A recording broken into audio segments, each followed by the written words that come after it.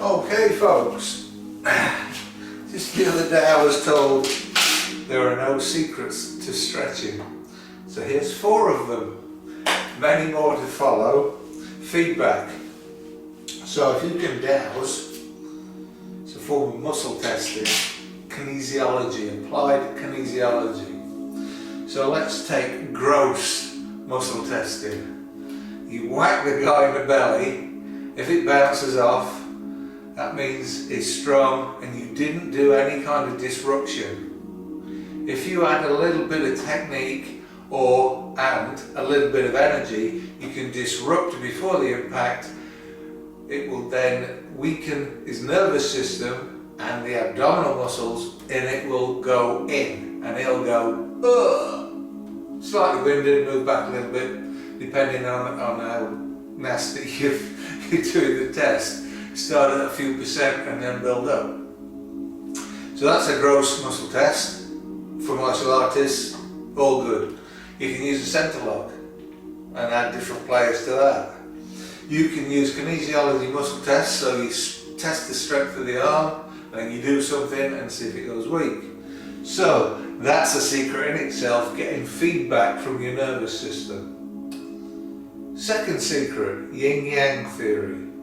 So if you cut the body in half, this side is yin, this is yang, negative, positive. If you cut here, the bottom half's negative, top half's positive.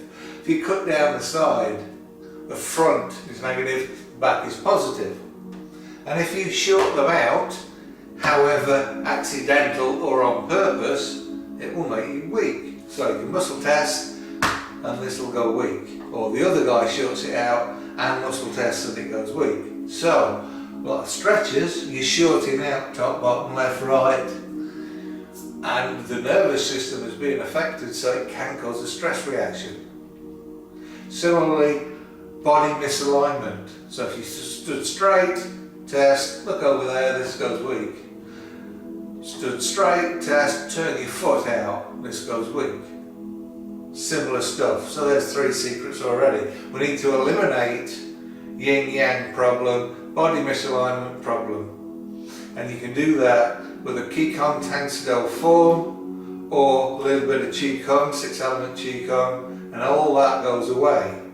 So then you're now protected from strikes, from joint locks, and all kinds of good stuff. So that will actually make me stronger, whereas before it would make me weaker.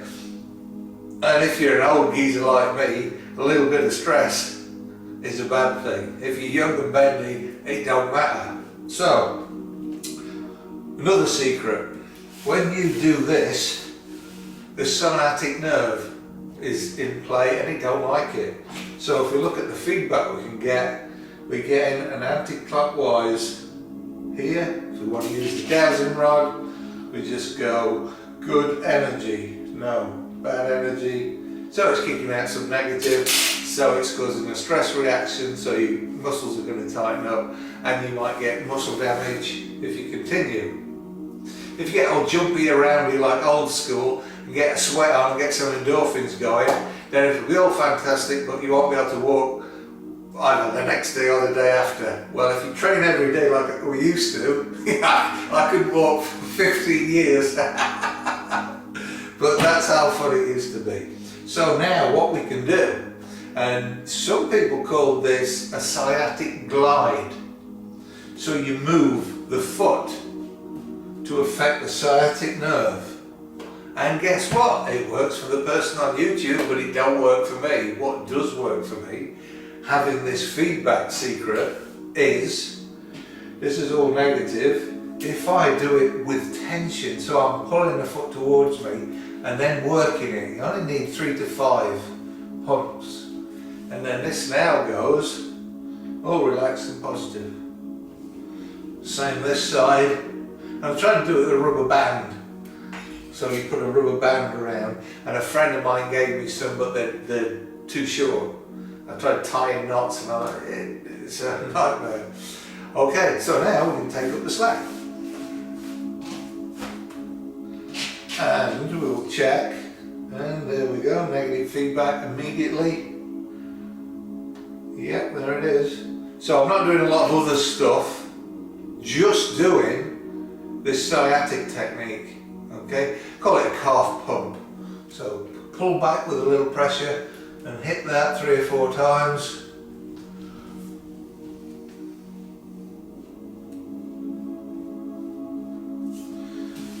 And take it with slack. And then you don't really need to douse it once you know this, because it'll work or it won't work. This might work on its own, but it'll work better with the others, the yin yang and the body misalignment stuff. So, getting the nervous system to relax, stopping any negative feedback, stopping any stress reactions is all good. And these other ones for the vagus nerve. So I'm only doing this one. So if we did the other stuff, we could get even more. But this, on its own, is working quite nicely. And I'm going to run out, and I'll probably need my stretching machine in a minute, so I can put more pressure on.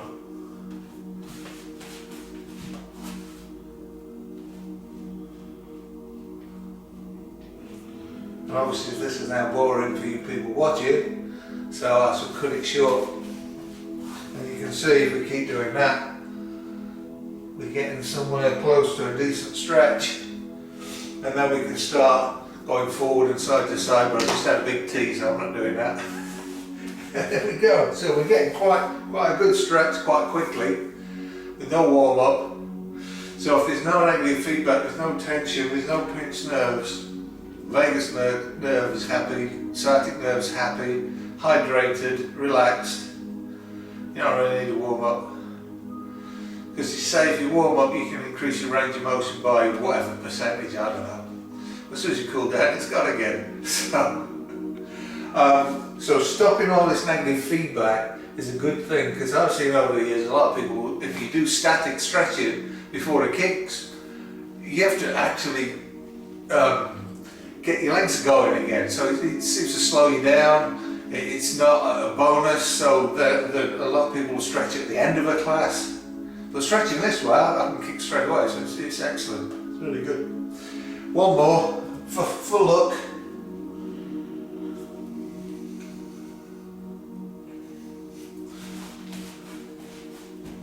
Yeah, that's a reasonable stretch. That'll do a trip. Right then, I'll get the stretching machine out and see if we can go the whole hog. Thank you very much.